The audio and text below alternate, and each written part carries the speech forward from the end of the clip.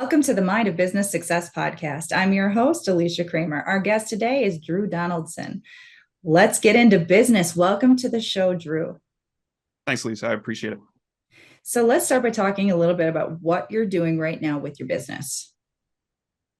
My day-to-day role with Haus is really the chief consultant and coach for small business owners all across the country. My day is filled with talking to business owners, much like yourself, and advising them on what the next best thing is for their business to focus on. So a lot of that revolves around marketing, since marketing really is the lifeblood of any business. But we also go into kind of standards and procedures, operation manuals, and mindset of all things. Having understanding why we're in the business in the first place. One of the rules I have for clients is that I don't work with anyone who's not passionate about their business. Because to be frank, starting a business is not for the weak of will, weak of heart. Mm-hmm. And if you don't have passion on your bad days, that's the only thing that's going to carry you through. So it's really important to me. I love that you sort of kicked things off on that note. There is an interesting thing that we see with business owners, especially new business owners. And the reason that I say especially new business owners is because it's definitely most critical in those early stages of business. You have the people that come into business because they don't want to work at a job.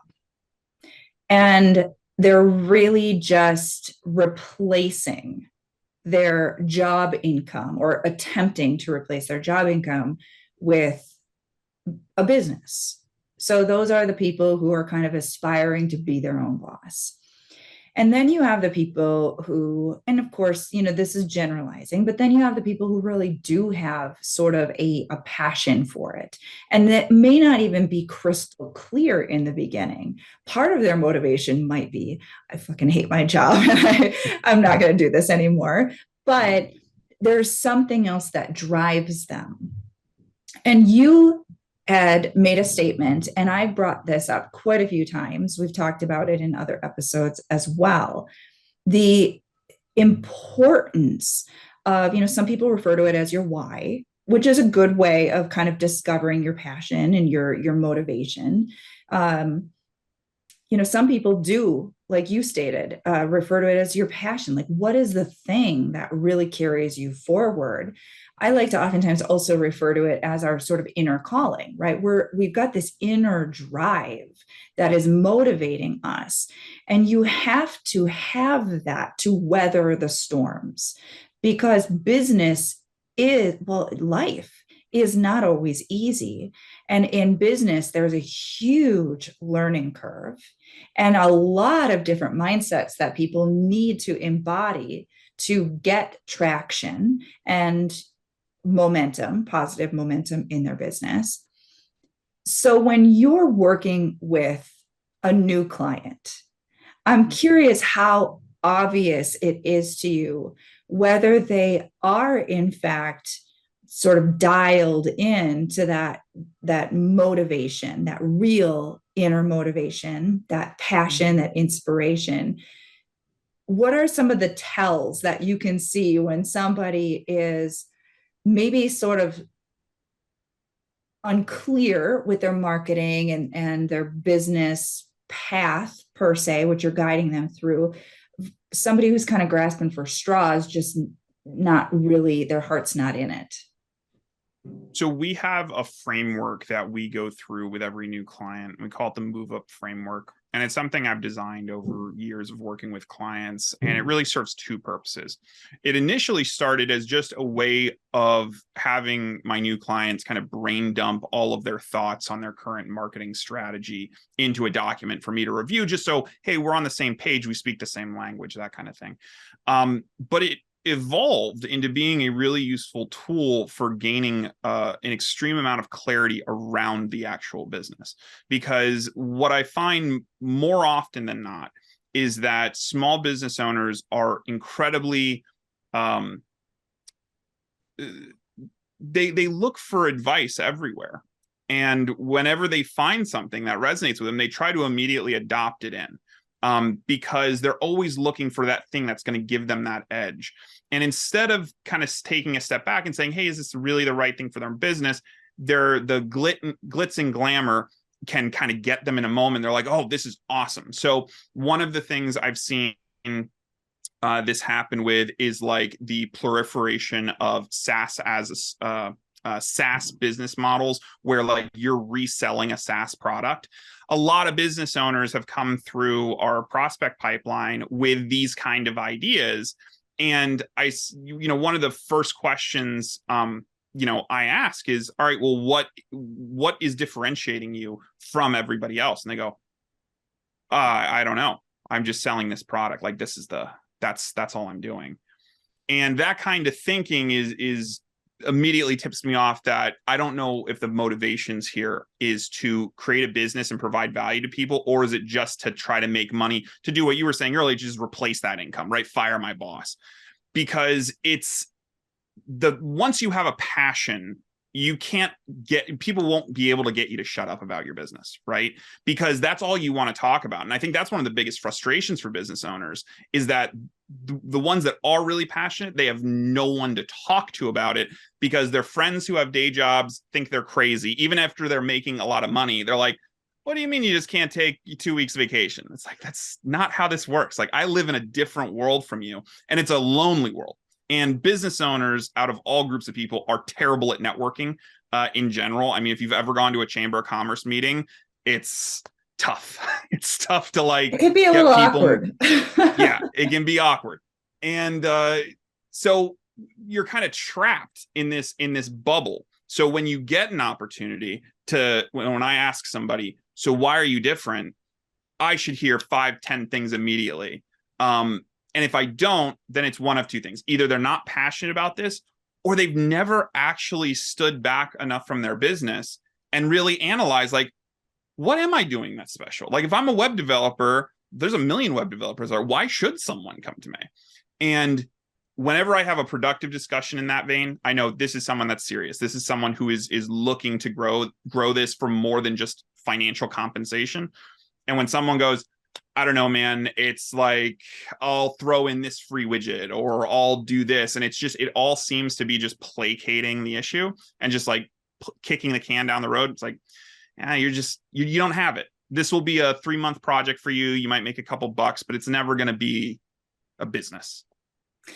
Let's talk about sort of the next logical step in this process of evolution of a business, because there are a lot of people who know in their heart that they want to do this. They want to serve. They love what they're doing. They are passionate, but they are so confused because of all of the strategies and the tactics and the shiny objects and all of the stuff. It is a bit overwhelming, even for seasoned business owners. I've had these conversations with colleagues that are making millions of dollars in their businesses, and still there is always this, should I do that? Shouldn't I do that? Everybody is saying that it's something I'm supposed to do. And so there is so much confusion in this vast world of how you can market your business. So from your perspective, because this is kind of your specialty, right? This is what you do. You help clarify, you help guide. I know with this being a very vast audience in all different industries at all different stages of business, we can't really drill down and be specific, but maybe you could offer some guidelines or some tips or something that's sort of a standard across the board that people can really grab a hold of as a way to start to get clarity on, is that actually the right thing for my business? So I have a really good way to think about this, and I've not heard a lot of other people think or talk about marketing in this manner, but I think it's made a lot of sense for me. It's made myself a lot of money, my clients a lot of money. And the way to think about marketing is not a toolbox full of tools, like most marketing consultants or coaches or agencies will tell you, like, oh yeah, we have all these tools and it's all about how you deploy them. It's not about how you deploy them, it's about when you deploy them. So for example, I have a lot of small business owners come in and they are obsessed with the idea of SEO. And they think like, oh my, like if I can just get onto the top page of Google, if I can just get on the first page, like that's going to be the thing that changes. And I gotta write all these blogs, and they stress themselves out over all of this work because SEO is a process. It's not a project, right? It's not something you stop. It's something you have to do for life, right? And it's slow. It's not going to happen. You're not going to be on the first page in a week, a month, even a year. I have a client that took 7 years for him to get to the first page of Google, and he spent 70 grand on SEO getting there, right? And now that he's there, yeah, he's getting some nice leads from it. But what about the last 7 years? Like, we're just all supposed to sit on our hands and wait for this thing to work? No, it's because your timing for SEO is way off. Where you want to start in any business, and I'm just going to take you through kind of the stage of the business and the marketing tools you should apply, and that hopefully that'll cover the largest swath of your audience. So for someone just starting off, when you are first trying to figure out if your offer is actually something, if it's something people will pay you for, the first thing you need to do is cold call. You need to do the cold email thing, the cold call thing, the knocking on doors, the ringing door, all of that. That's your phase, because every single one of those interactions is an opportunity for you to tweak that pitch. Oh, that person bought? What did I say? Well, I mentioned these 3 features, and I talked about our money back guarantee, and then I asked them for the sale in this way. Let me try that again. You do it again. Oh, that didn't work so well. I think I tweaked this. Let me try changing this. As you go through that process, you, within a week or 2, will be able to vet this idea if it's going to work or not. Because you should, if it's a good idea, if it's something that's going to catch people's attention, you should be able to get some kind of feedback. Someone that goes, oh yeah, that's interesting. Keep me in mind when you launch. Or, you know what? I don't have the budget for it now, but I would have loved this last year when I had the budget for it. Some kind of positive feedback that's like, all right, yeah, I'm on the right track. And if you're not getting that, it just means you haven't found your avenue yet. So all the cold methods, that's when you're doing it, right? Now, as soon as you have an offer that with a certain success rate, that if you call 100 people, 40 of them are going to sign up, right? At least 30 or 40 of them are going to sign up, because that's a really good close rate. Now you're ready to take that offer and actually put a landing page together all about it. Before now, you can have a landing page. Everybody needs a website to be able to send out, but it's probably going to be a little bit work in progress. It's going to change a lot. You're going to change things. Once you have a pitch that you can deliver repeatably and you see clients come through the door doing cold calling, formalize that landing page. Now this is your biggest asset, right? Whether it's a website or a landing page, doesn't matter. Your place online. The next step we go to, most people would be like, oh, content marketing. That's what you got to do. Now you have your RV. No, we're not doing content marketing. We're not doing content marketing for another couple months, because now what we need to do is we need to figure out the paid strategy, because now we have an offer. We have an offer that works in this one format. Now we need to convert it to work and get money into the system, right? Because cold calling takes up a ton of time. And if you're going to scale this business, you can't be spending all your days cold calling. You want that part of the process to be automated. So next part is we focus on paid media. Once our paid media is working and we don't have to do cold calling and we have people booking on our calendar or buying our product or whatever, now we think about content marketing, because now we have money coming in, right? Content marketing is expensive and time consuming, and it's not something that you just flick a switch and you're like content rich. It takes a lot of time. But so many people have this idea that because it's free, because they're the one creating the content, that it should be at the front. It shouldn't. It should be at the back, because that's when you're actually going to have the time, because of the money you're bringing in, to spend on content marketing. And after we figure out, okay, these are the content strategies we're going to use, this is the type of content, now we look at SEO. SEO is the last thing on a long list of things that you're going to take your business through. And when you're doing SEO, you're shaving percentage points off your CPA. Like, that's what you're really looking for. You're not looking for like starting or launching a business. You have something successful. You just need that a little bit that's going to help your bottom line. So that's the standard I walk every client through. That's the one that has worked best for me. I'm sure there's content marketers who are like cringing with every muscle and fiber in their body. but I came from the content marketing world. I worked in studios. I built studios. I sold millions of dollars worth of content to clients in just about every sector you could imagine. And I'm telling you, it's a late stage game. The people that are investing heavy in content are people that are either really passionate about creating content, like, people that just like making TikTok videos, or people who are much farther down the road and they realize now that they have all this other stuff working for them, now they have the time and space to focus on their content. I love it. It's very practical, it's very pragmatic. You drop some really, really key nuggets in there. And I think that most people can see pretty objectively that it makes a lot of sense. Make sure you've got a viable product, a viable offer before you move through these different progressive stages. A lot of people in business are doing it all sort of haphazardly, and they spend a whole bunch of time, a whole bunch of money on stages that they're not really ready for, and get incredibly discouraged by their lack of success. You'll hear a lot of savvy, experienced, veteran business owners who are basically saying a lot of these same things, but in their own kind of context. If you don't have a product that people want, it's going to be pretty damn hard to get traction in your business. And a lot of times, people maybe just need a little bit of tweaking, a little refinement, a little bit of clarifying what it is that they're offering that's really the gold that people want, and then pivoting and focusing more specifically on that thing.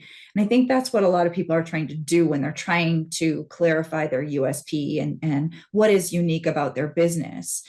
It's sort of a roundabout way to sell what people want. And sometimes we actually have to go through the hard knocks to get clear on what people want that we're offering and reframe our business in a way to meet that particular need and demand. So the way I like to look at it is that marketing is chemistry, not cooking. So when you're cooking like your mother's pot roast recipe, right? Say she has the best pot roast recipe in the world. And as it's cooking, you taste it and you go, I don't know, maybe I used unsalted broth and I was supposed to use salted broth. It just doesn't taste, or I'm going to add some salt, right? And then it cooks for a little longer. And now it's like, ooh, it's almost too much. So I think I need to add something else. I need to put more potatoes in there. And so you're tweaking all these things. And then the end goal you're hoping is it's something somewhat tastes like the recipe you remember. And that's how a lot of people deal with marketing, is they get the idea of like, all right, I'm going to go and launch a blog. And then they go and put a blog together and it gets no traction. They go, oh, people must hate that content. Like no one read it.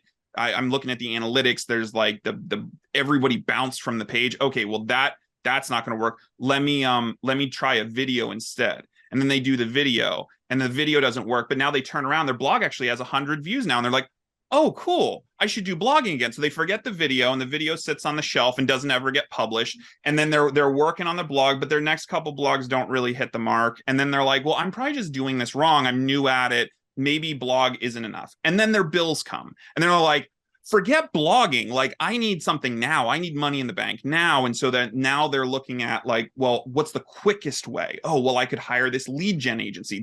They promise they can get me 40 leads on my calendar a day. Doesn't matter. I don't have that much time, but they're going to do it. Right. So you hopscotch around and mix all these things together. And then a lot of times when a client shows up and we start digging in, I go, so why did you do that? And I go, I don't know. I think that was like 3 agencies ago. He was a big Russell Brunson guy. And so he wanted to do it this way. And I was like, yeah, I mean, I like Russell too, but that's Russell's never. He's like, I don't know. I don't know what the reason is. Let's just undo it and we'll forget about this ever happened. So I think there's when you're approaching marketing, you have to be much more like chemistry, where you're performing the experiment in a controlled environment. and you're reporting back on how well that experiment did. One of the biggest mistakes people make when they move into the paid media world is that they try to run 50 different ads on a $5 budget. You shouldn't be, if you have a $5 a day budget, you should not be running more than one ad to one target at a time, because your budget's going to be infinitesimally small for each of those ads. You're never going to get the reach you want. And then other people think like, oh, well, I can't afford $50 a day. I'm just going to stick with $5 a day and do that for a month. Okay, well, you're actually spending more money doing that for a month than if you would do $50 for 10 days and get a good answer on whether this is a good offer, right? So like, there's a lot of this stuff that plays mental games with you, that where you're like, oh, $5 a day sounds more comfortable. That's what I want to be. I don't want it. $50 a day sounds scary, but it's like, yeah, but if you're looking at a 10-day timeline, $50 a day is $500. Like, that's not that much money to figure out if this idea works. And wouldn't you rather know now that it's not going to work, instead of waiting for your pot roast to finish cooking and then tasting it and being like, oh, this is terrible, right? Like, we want to treat marketing like it's a science experiment. Like we're saying, all right, we're going to put this together with this and see what happens. All right, that worked, great. Let's take this and tweak this and add this. Did it do better or worse? When you have that kind of approach, it totally changes it changes what the expectations are of marketing, which everybody just thinks of it kind of like a lottery ticket. Like, maybe this will be the time that I'll get it. And when you can change your mindset around how marketing works and you approach it like that, now it becomes much more like a common engineering problem. If you're a bridge builder, you got to figure out how to span that. No one thinks about that they're just going to draw a bridge and it's just going to miraculously work. No, you do the science. So that's kind of that's, I think, the biggest thing that holds people back, is that they don't appreciate how scientific marketing is, because it's very colorful and creative and fun, and not a lot of things that are colorful and creative or fun are science. So good. So right there, I absolutely love that, and I want to continue on that, but I want to pivot also. Okay. And so you referenced mindset a couple of times, and I forewarned you that we would probably get into some mindset related stuff. And so you had mentioned real briefly to me that at one time you were sort of the skeptic, the non-believer in the value of mindset. And I would love to hear this story, because I know that most people listening to this podcast, they've already bridged that gap. They may have gone from the skeptic to the believer, but knowing how the mind works, we don't just jump from doubt to belief. There is a progression that is always occurring as we're seeing the positive evidence of the things that we're doing. It reinforces our level of belief. And belief is really powerful, because if you don't believe in yourself, you're just not going to do what it takes to get to where you want to be. So for our listeners, I'm sure there's going to be some people that are going to benefit from hearing your story about how you went from being the non-believer in the value and importance of mindset to understanding just how important it actually is to achieve your personal and professional goals. So I think if it hasn't been clear by now by the answers to some of your other questions, I'm a very pragmatic and straightforward person. I don't like a lot of fluff. I don't like a lot of flash or flair. And I approach my whole life that way. I don't drive a fancy car. I don't live in a fancy house. Like, besides my greenery behind me, like, this is, you saw the rest of my house. It's very plain. And that's just who I am. That's just my personality. When I first was exposed to this idea of mindset, it honestly just seemed like phooey to me. It seemed like a way for people to escape the reality of the hard work it took to build businesses, or just do anything in life, build businesses, become an athlete, anything. And I really became obsessed with, at the time, Csikszentmihalyi and the idea of flow state. And that felt more tangible to me. I could wrap my head around that better. And I was like, no, it's not this mindset, goofy hoopla. No, it's this flow state. It's people that can achieve this flow state. But Cheek Set Me High is frustrating because even though there's so many things that I'm like, yes, no, I totally get that and I feel that, he then goes and sabotages it by saying, yeah, but that's not how it'll work for you. Or here's, this one caveat that totally blows this up for your, it's, you're not Tiger Woods, right? When I'm talking about this stuff, I'm talking about the elite type of athletes or painters or musicians or whatever. You don't get into this state. Like if you did, you would be elite, but you're not. And so that really kind of threw me for a loop because I was like, what? So if you're not an elite, you're just doomed to like never be able to accomplish anything. And it really kind of threw me for a loop. And I just, over the years, people kept kind of prodding me about mindset stuff, and people would pass me the copy of Napoleon Hill's book, and people would say, have you seen that movie, The Secret? And just other things would kind of enter my orbit. And at one point, I just said, fine, I'll look into it, right? And I read Napoleon Hill's book, and I looked at all the people he interviewed, and I read it again, and I was like, that's really bizarre. It's bizarre that a book written in this style would still be popular and be so, and all these people I respect are telling me to read this book, and it's full of this hooey. It's full of this stuff that I don't believe, and yet every person I respect in business has a copy of it on their bookshelf. Everybody quotes it. And so I started doing a little bit more digging. And one person that I have always really respected was Dale Carnegie. And so I'm big, How to Win Friends and Influence People reader. And then I started seeing some of those themes that hadn't really occurred to me that he was talking about mindset start popping up in some of the readings. And then I started noticing how mindset was creeping into all these other books, and I had just been willfully ignoring it. I'd been reading these books and just being like, no, I'm going to throw that part away. I'll take this part. I like this, all this stuff, but then I don't care about that. I would even go as far as to skip chapters that were labeled mindset because I was like, nope, not doing that. And I was so in that own mindset that I just would shut it down. But as I started to build all these connections and start saying like, man, everybody I know that's successful follows these practices. They all say that these are the books. These are the people to listen to. And then I saw Tony Robbins, of all people, during the pandemic. He had a thing where he gave away a free thing. It was like a free course or something. He was doing it to raise money for a food bank or something. And I was just curious about it. I'd never sat in on anything Tony Robbins did. And it wasn't even him. It was like one of his guest speakers or something said, it costs you nothing to try and you have everything to gain. And he was saying it kind of about a mindset thing, but it was more on whatever the topic was. But that really stuck with me. And I thought, yeah, I've been like poo-pooing all this stuff all these years, but what do I have to lose if I just buy into this? If I just start doing everything they say, what do I have to lose? And so that day, I was watching it like before I got out of bed in the morning, got in the shower, and in the shower, I thought, I'm going to close 10 clients this week, which at the time, my business was struggling, was not having a good run of it. I hadn't come up with this business idea that Grow Haus is. I was working in another business. It's like, let's see if this is so powerful, if everybody, I'm gonna close 10 business. And every day I would get up and take a shower and I said, I'm gonna close 10 people.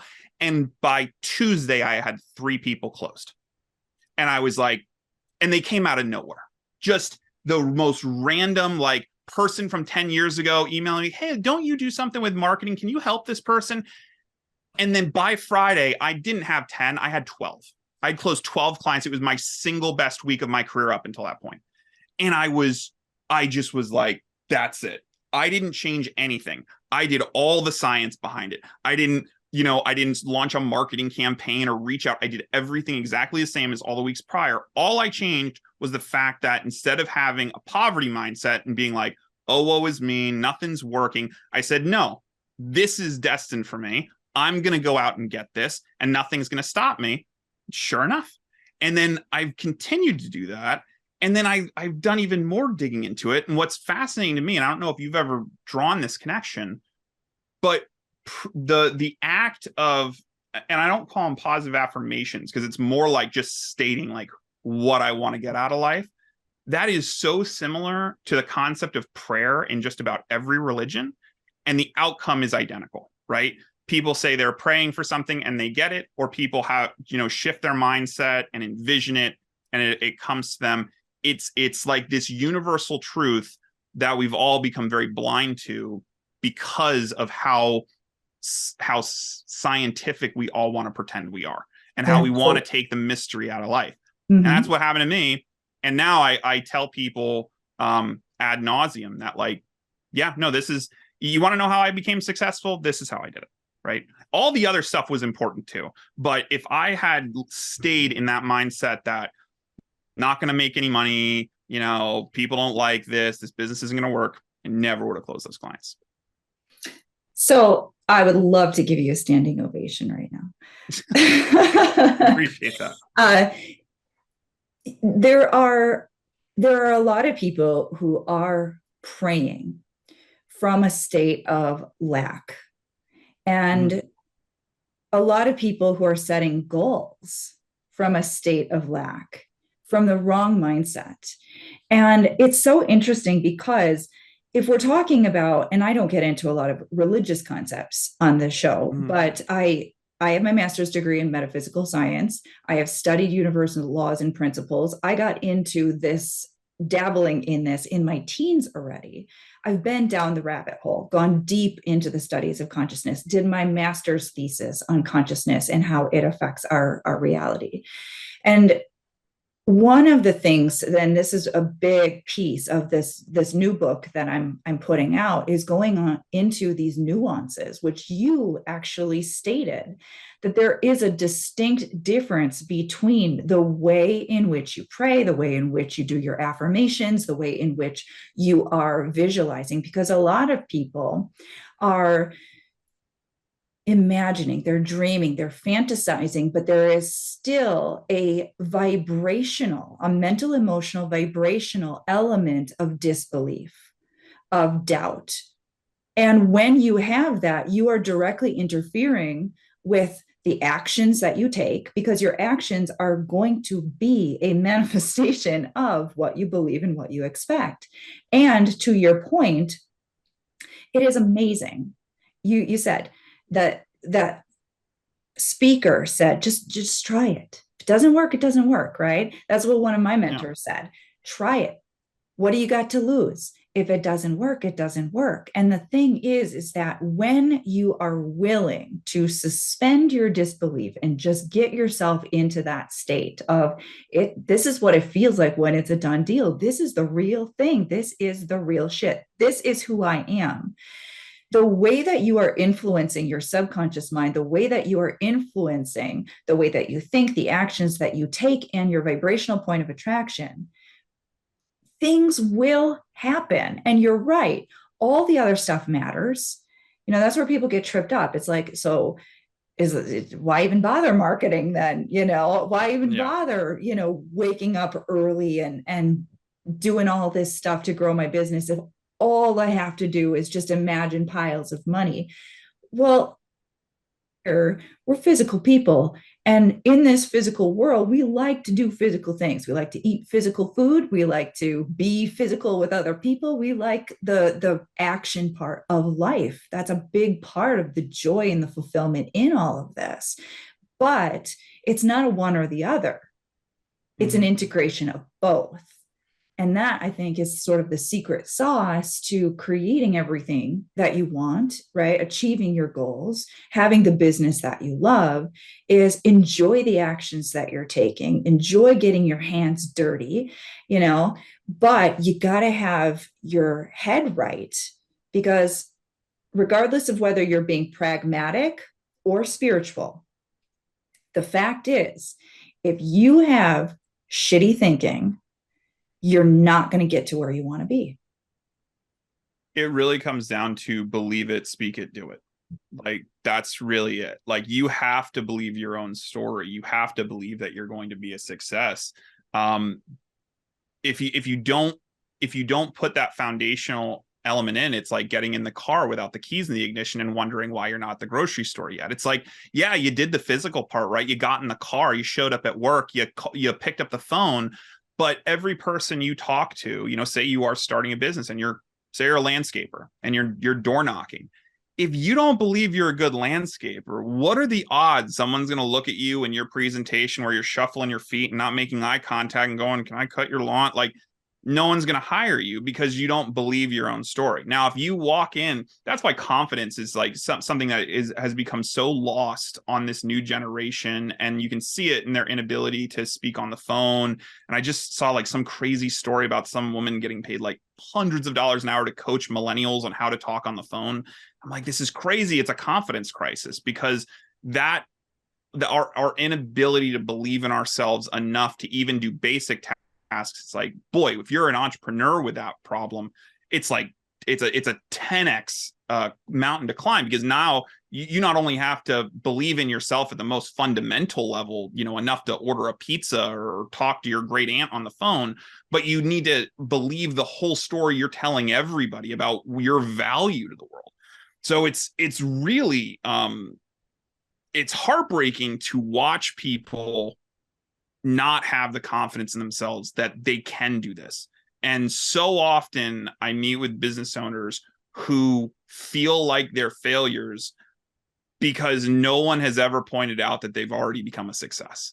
I've had clients that are serving hundreds of clients a month, and they go, "I just don't know if I'm cut out for this business thing." And I go, "Why? I'm not a success."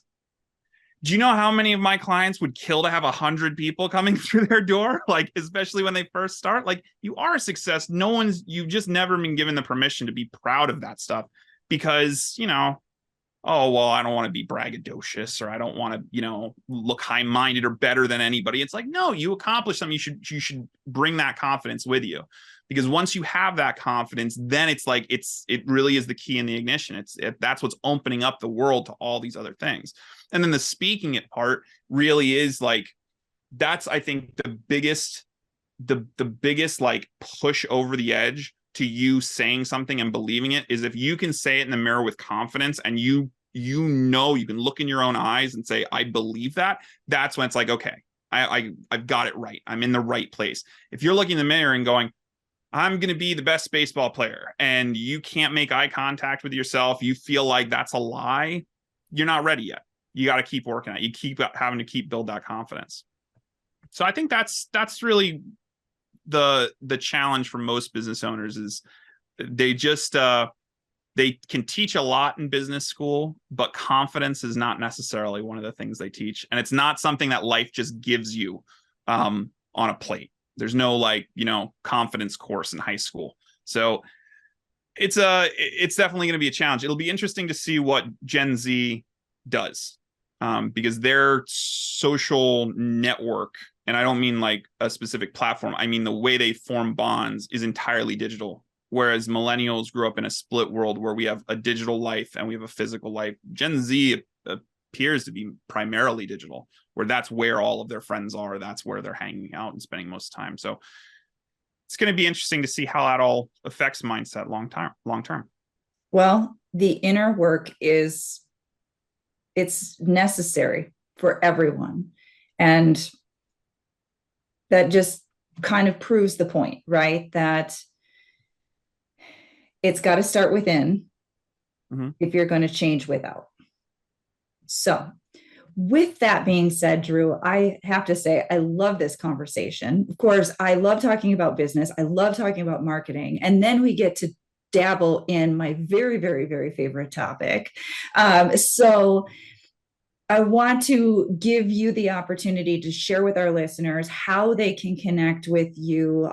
Share a little bit about your business, your website, and hopefully for those listening that recognize the value in taking your years of experience and implementing that in their business will get some people that you can help bridge that gap and take their business to the next level.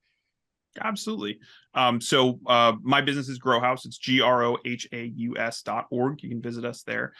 We really help three distinct types of entrepreneurs. We help very early stage startups by providing a group coaching environment 4 days a week.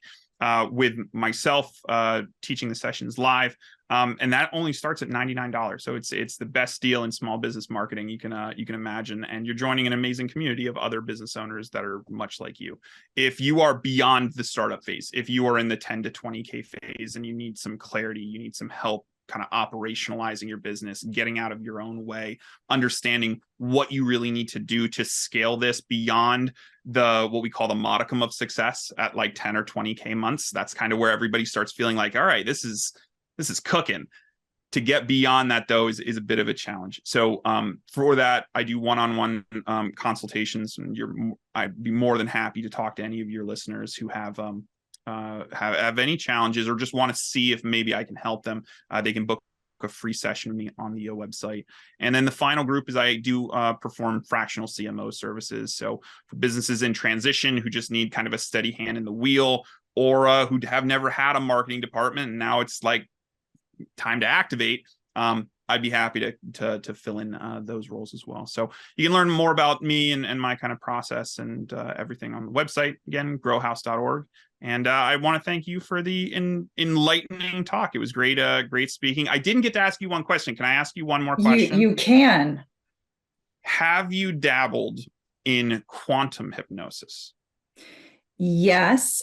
So it's not going to go too deep down the rabbit hole here, but I know I just opened up Pandora's box. It's like, come on in. Right. So for the sake of not overwhelming our listeners with me going off on a long tangent, I will say that I too am an incredibly pragmatic person, but it would not appear to be so based on my line of work.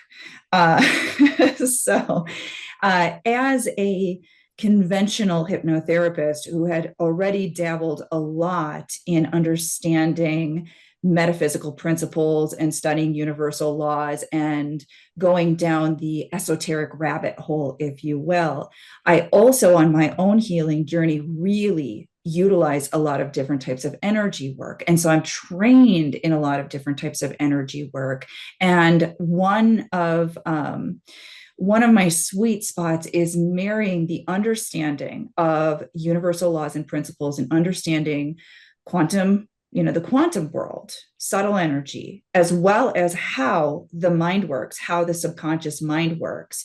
So the work that I do is so different in many respects than how people would say, oh, you're a mindset coach, you're a business mindset coach, you're a hypnotherapist.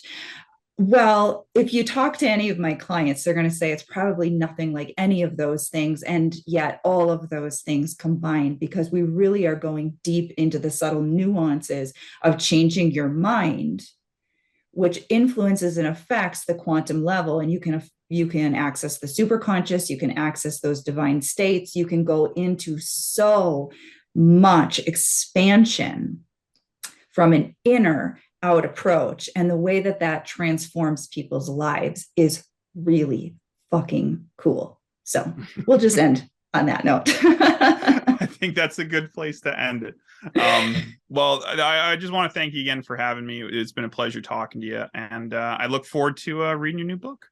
Well, thank you. And of course, got to thank all of our listeners. We're doing this for you. If you haven't already subscribed, make sure you do so. And until next time, we will see you in the next episode.